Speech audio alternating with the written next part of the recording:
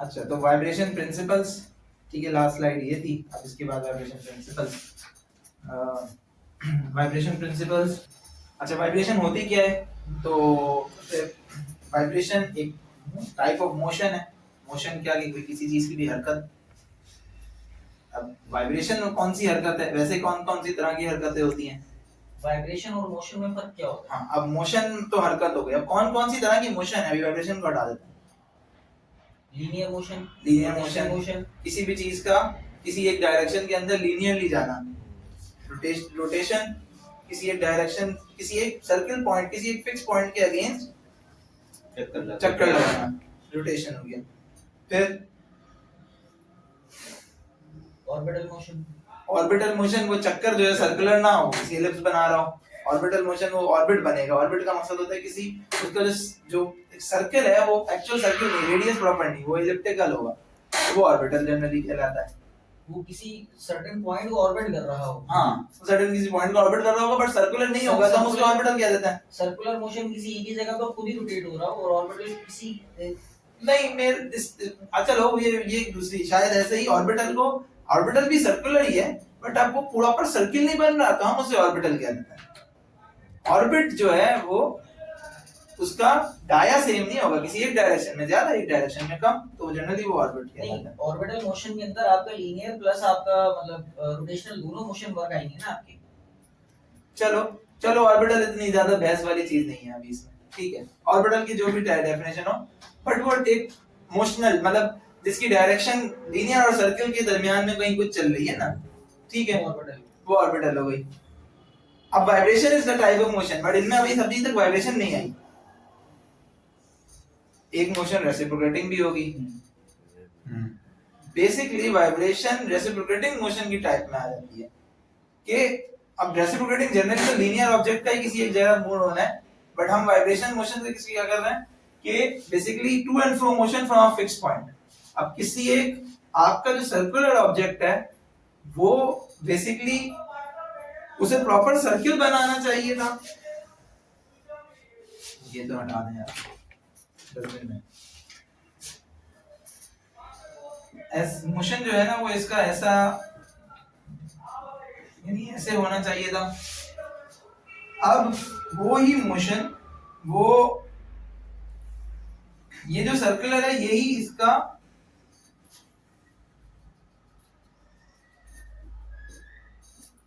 वो ये इस बेसिकली ऑर्बिटिंग, बेसिकली वो अपने जो उसका फिक्स था उससे कुछ ना कुछ एक, अच्छा चलो अभी इसका अभी सिर्फ ऐसे समझो, बेसिकली पहले इससे समझ लो जो एक्चुअल में ऐसे रहता है। ये कोई एक स्प्रिंग बेस्ड है कि एक मास लगा हुआ है स्प्रिंग के साथ, अच्छा, और इसका जो आपने इसको अगर किसी तरह से एक्साइट करवाया, किसी तरह से इसको खींचा, तो फिर जो है ये एक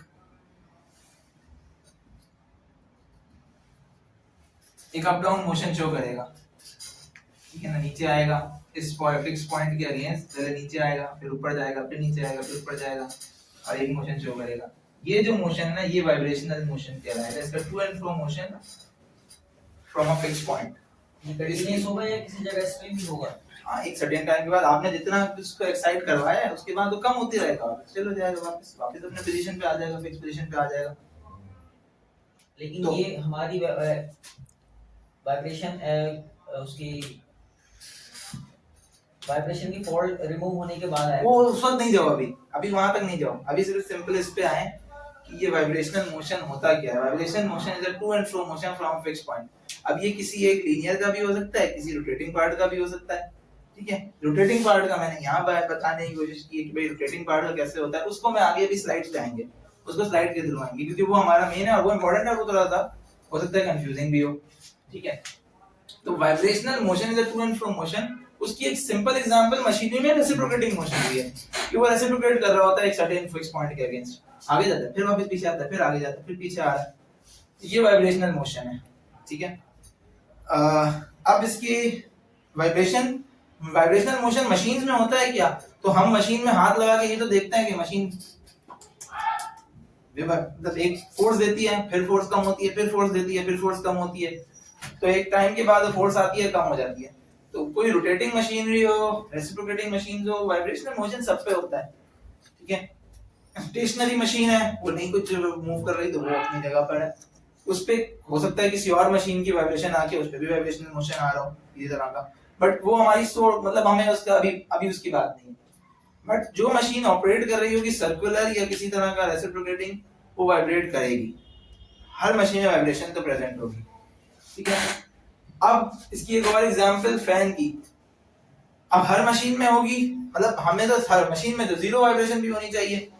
अगर अगर तो रोटेशन ऐसी है बिल्कुल परफेक्ट जैसा होना चाहिए, फॉर एग्जांपल सीलिंग फैन, तो सीलिंग फैन का जिस तरह का रोटेशन होना चाहिए वो वैसा ही दिख रहा है आपको, बिल्कुल परफेक्ट ऐसे ही बने कि हम आपको देख के हम बिल्कुल परफेक्ट लग रहा है, हम इसकी वाइब्रेशन जीरो है। और कुछ फैंस होंगे जिसका हमें दिखता है कि यार ये पता नहीं मतलब चक्कर उसका तरह का सर्कुलर नहीं है, किसी एक डायरेक्शन में चक्कर जो है वो बड़ा बाहर निकल रहा है, हम उसको कहते हैं यार अनबैलेंस है ये, ठीक है। तो उसमें या तो दूसरा बात में कि वाइब्रेशन है इसके अंदर, वाइब्रेट कर रहा है, तो फैन जो है वो वाइब्रेट, हर रोटेटिंग पार्ट बेसिकली वाइब्रेट तो करेगा, चलेगा तो वाइब्रेट तो करेगा, यानी उसका सर्कुलर इतना जो परफेक्टली डिजाइन्ड उसका सर्किल है, उसका जो ऑर्बिट पे जैसे उसने चलना है, अगर वो अपने ऑर्बिट पे बिल्कुल परफेक्टली नहीं चल रहा। अच्छा, फैन जैसे घूम रहा है, फैन तो घूम रहा है, उसके विंग्स जो हैं वो रोटेट कर रहे हैं, लेकिन उस फैन का एक वो होगा मास सेंटर होगा, वो नहीं रोटेट कर रहा, वो अपनी जगह पर फिक्स्ड है। हाँ, तो हम कहेंगे कि वो अनबैलेंस नहीं है, बैलेंस्ड है। सही है। और अगर उसका मास सेंटर भी रोटेट कर रहा है, हाँ, तो जिस फैन का मास सेंटर जितनी रफ्तार से रोटेट कर रहा होगा, हम कहेंगे वो उतना ज्यादा ही अनबैलेंस है। सही है। वो उसको अभी वो मास सेंटर से कोई हम जरा ज्योमेट्री से पकड़ लेते हैं ना, कि जो उसके फैन है उसको जो पूरा बनाना चाहिए फैन के, अगर इसी जगह चल रहे हैं और अगर ये फैन अपनी जगह से बाहर की तरफ आना शुरू कर दिएगा, यानी वो इसका ये शिफ्ट हुआ तभी ये चीज इस तरफ आई, हाँ, और ये चीज अंदर चली गई मास सेंटर, यानी कि और फिर इधर जाने में ये चीज ये वाला है, ये वाला पार्ट यूं बाहर आ गया। हाँ, तो बेसिकली वो अपनी ज्योमेट्री से ही बाहर आया है, ये जो जितना बाहर आया है यही वो फोर्स जनरेट कर रहा है, यही वाइब्रेशन है। वो बेसिकली इसके सेंटर को हिलाओ या आप ज्योमेट्री आउटर ज्योमेट्री को हिला रहे हो, कुछ ना कोई चीज जो ओवरऑल पूरा ही वो अपने ऑर्बिट से बाहर वाइब्रेट कर रहा है। वो जो बाहर की तरफ उसका टू एंड फ्रो मोशन है वो वाइब्रेशन है, वो उसकी है, उसको ही नहीं पकड़ो। ये नहीं है वैसे कि यही इतनी वाइब्रेशन है, ऐसा नहीं है वो, बट अपनी फोर्सेस बाहर दे रहा है। हम ये कैसे एनालाइज करेंगे कि ये हमारा फैन आउट है या वो नहीं है ना, एनालाइज करने की अभी मकसद नहीं है। अभी मकसद ये है कि हर सिस्टम वाइब्रेट करेगा ही करेगा। ऐसा आप बिल्कुल परफेक्ट नहीं बनाते कि उसकी रोटेशन बिल्कुल परफेक्टली जो उसकी होना चाहिए वैसे ही है, और वो अपने कुछ ना कुछ वो अपने बाहर जा रहा है। जितना अच्छा होगा उतनी टॉलरेंस के अंदर, उतनी लिमिट कम होगी है उसकी जितनी। तो आप कोई भी पार्ट बनाते हो, मशीन के सर्कुलर पार्ट हम लेथ मशीन में भी बनाते हैं, उसको थ्रू करते ही है ना पहले, वो फिर भी थ्रू पूरा परफेक्टली थ्रू हो जाएगा क्या? नहीं होता, कुछ ना कुछ एरर रहता है। मैं कहता नहीं ठीक है बस अब ये जो है ना आउटर जो अब हम टूल से जनरली हम उसको कटिंग टूल से कर रहे होते हैं ना, कि यार ये थ्रू किया, एक टूल स्टेशनरी है उसके किसी एक पॉइंट पे टच कर रहा है, वो बड़ा होमोजेनियस टच होना चाहिए, किसी पे कम या ज्यादा नहीं, या एक जगह पे टच हो रहा हो दूसरे पे ना हो रहा हो, तो थ्रू नहीं है, सर्कुलर नहीं आ रहा, उसमें ग्रिप पे प्रॉब्लम हो सकती है, उसमें कुछ भी उसकी, बट उसका टर्न सर्कुलर होना चाहिए, परफेक्टली सर्कुलर नहीं हो सकता, कुछ ना कुछ एरर होगा। वो अगर रोटेशन कर रहा है, अगर वो चलेगा तो लाजमी उसके कुछ ना कुछ और जो है ना वो एरर होगा या वाइब्रेशन होगी।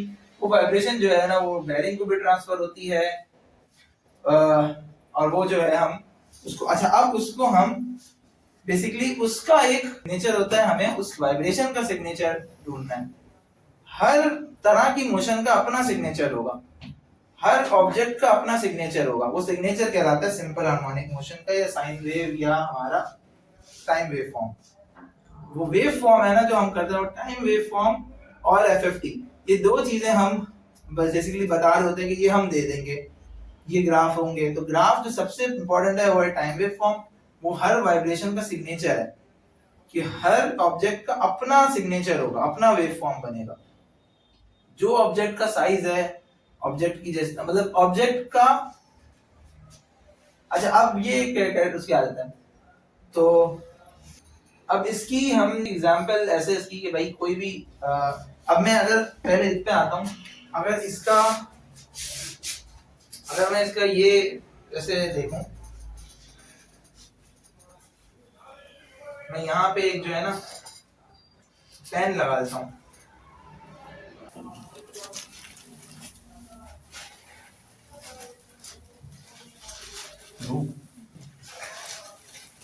अच्छा एक एग्जाम ये है कि भाई मैं इस पे जो है ना वो एक पेन लगा रहा हूँ इसकी टिप के साथ, और टिप के साथ पेन लगा के एक नीचे एक मैंने एक पेपर रखा है, वो पेपर को मैं मूव करवा रहा हूँ इस डायरेक्शन के अंदर, किसी भी एक डायरेक्शन के अंदर।